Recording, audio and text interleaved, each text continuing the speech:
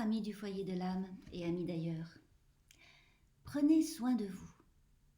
Depuis que le coronavirus s'est répandu en France, ces 4 mots terminent bien des conversations et des messages. Ce sont 4 petits mots, mais qui disent beaucoup et qui ouvrent un vaste champ de réflexion. Il y a d'abord l'expression « prenez soin », prendre soin. Quand on y pense, c'est curieux, l'usage du verbe « prendre », alors qu'il s'agit de donner.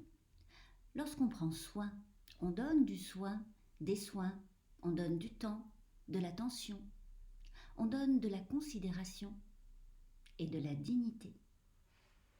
Ainsi, prendre soin, c'est reconnaître l'irremplaçable singularité de l'autre et de chacun.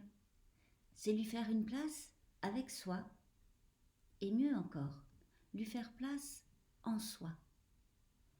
Prendre soin implique le don d'une place en soi, donc finalement un don de soi, mais qui ne diminue en rien ce que je suis.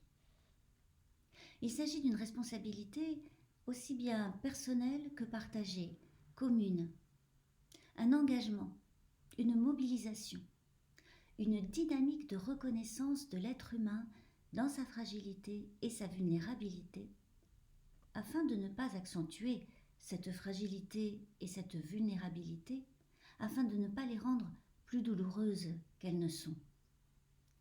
Prendre soin, c'est une question d'humanité, parce que la fragilité, la vulnérabilité sont constitutives de la condition humaine.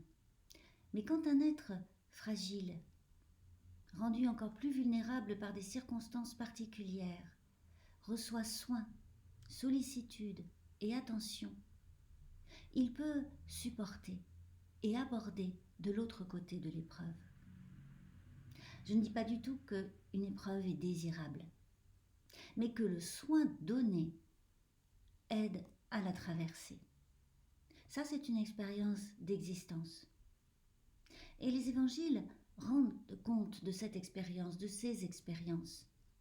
Jésus de Nazareth a pris soin de Pierre, de Marthe, du paralytique à la piscine.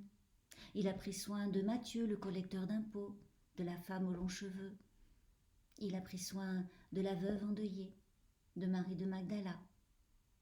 Il a pris soin d'eux afin qu'ils ne soient pas eux tous engloutis dans leur fragilité, dans leur vulnérabilité, dans leur faiblesse.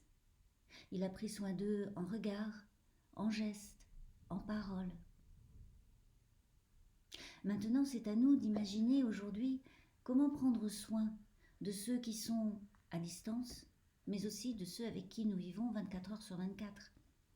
À nous d'imaginer comment leur manifester sollicitude, patience, délicatesse, et cela avec persévérance. Et puis il y a ce vous. Et qui est ce vous? Est-ce un singulier? Est-ce un pluriel? Il faut-il choisir? Prenez soin de vous. Alors ce n'est pas une invitation à une attitude forcément égoïste, centrée sur soi, une manifestation d'un intérêt de soi d'abord. Prenez soin de vous.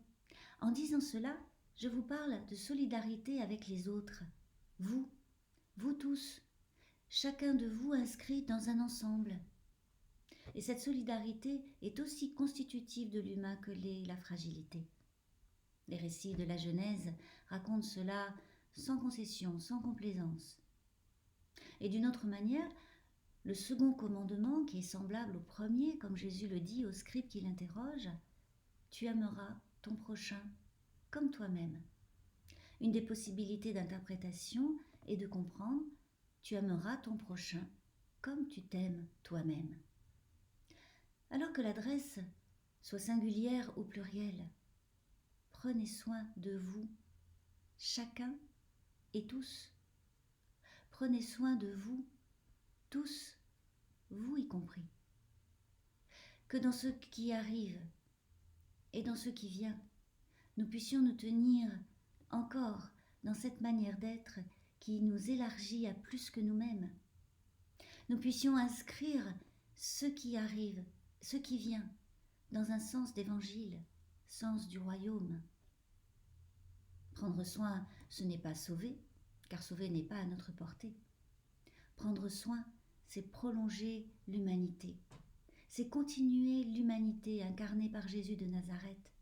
L'humanité à laquelle Dieu, Créateur et Sauveur, vous appelle.